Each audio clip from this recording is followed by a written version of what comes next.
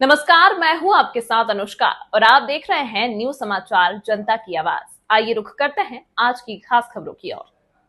राजधानी लखनऊ से बड़ी खबर। सीएम योगी हजरतगंज स्थित पटेल पार्क पहुंचे। सीएम ने सरदार पटेल की प्रतिमा पर पुष्प अर्पित किया। सरदार पटेल की पुण्यतिथि पर सीएम ने श्रद्धांजलि दी। हजरतगंज स्थित पटेल पार्क में श्रद्धांजलि सभा कार्यक्रम।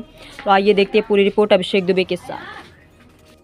अगर लौह पुरुष सरदार वल्लभ भाई पटेल होते तो कश्मीर में धारा 370 आजादी के बाद संविधान लागू होने के बाद कभी भी लागू नहीं हो पाती।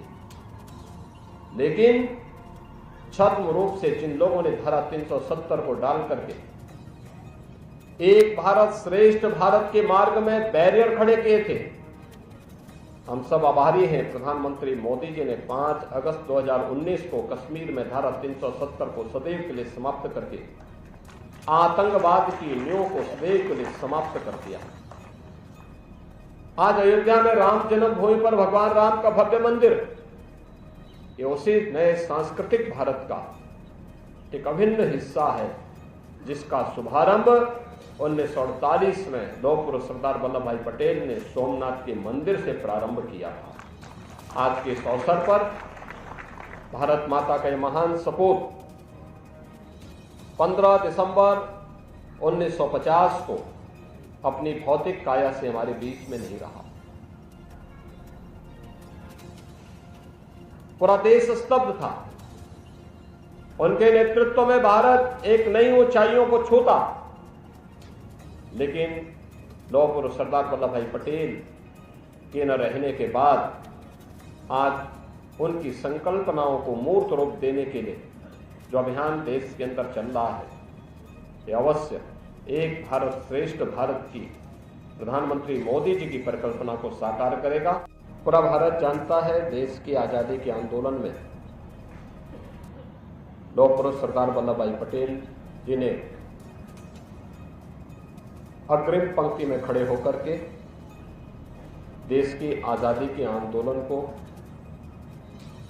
एक नई दिशा देने के लिए उस समय के नेतृत्व के साथ मिलकर के बढ़ चढ़ करके भाग लिया। वे गुजरात के आणंद के पास एक छोटे से गांव में पैदा हुए। एक सामान्य किसान परिवार में जन्म लेने, प्रारंभिक शिक्षा ही भी मां के सानिध्य में ही घर पर ही संपन्न करने के उपरांत उच्च शिक्षा के लिए वे इंग्लैंड गए। वहां से लॉ की उच्च शिक्षा प्राप्त करने के उपरांत भारत आए, लेकिन देश के अंदर आजादी का आंदोलन उस समय चरम की ओर बढ़ रहा था। वे देश की आजादी के आंदोलन में चले, चाहे वह चंपारण आंदोलन रहा हो, नमक सत्याग्रह रहा हो, भारत छोड़ो आंदोलन रहा हो, या फिर देश की आजादी से जुड़े हुए सभी महत्वपूर्ण आयोजन,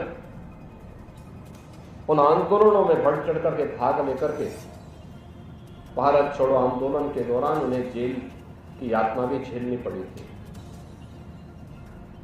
उन्होंने एक और देश की आजादी के आंदोलन के साथ बढ़ चढ़ करके भाग लिया, दूसरी तरफ अन्नदाता किसानों की समृद्धि के लिए, उनके उत्थान के लिए अनेक प्रकार के अभियान भी, जन जागरण के अभियान भी उस दौरान उन्होंने चलाए।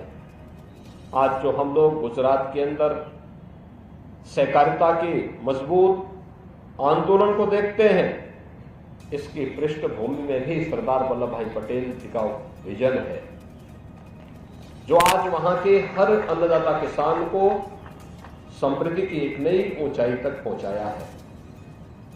बहनों और भाइयों, 1947 में देश आजाद होता है।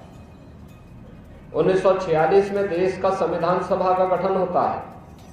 संविधान सभा के प्रमुख सदस्य के रूप में, स्वतंत्र भारत के पहले गृह मंत्री के रूप में उन्होंने न केवल देश के एकीकरण के वर्तमान अभियान को एक नई ऊंचाइयां प्रदान की, 563 से अधिक रियासतों को भारत गणराज्य का हिस्सा बनाया। आज जो भारत हम देख रहे हैं, यह सरदार वल्लभ भाई पटेल की ही सूझबूझ का परिणाम है। आज जो एक भारत है, श्रेष्ठ भारत है, सुरक्षित भारत है, इसकी पृष्ठभूमि में सरदार वल्लभ भाई पटेल की सोच है, उनका प्रयास है, उनका परिश्रम है। एक तरफ भारत माता के इस महान सपूत ने भारत के एकीकरण के लिए इस अभियान को आगे बढ़ाया, तो दूसरी तरफ स्वतंत्र भारत कैसे होना चाहिए। गुलामी के कालखंड में जिन मानबिंदुओं का अपमान हुआ था, उनकी पुनर्स्थापना का कार्यक्रम कैसे होना चाहिए।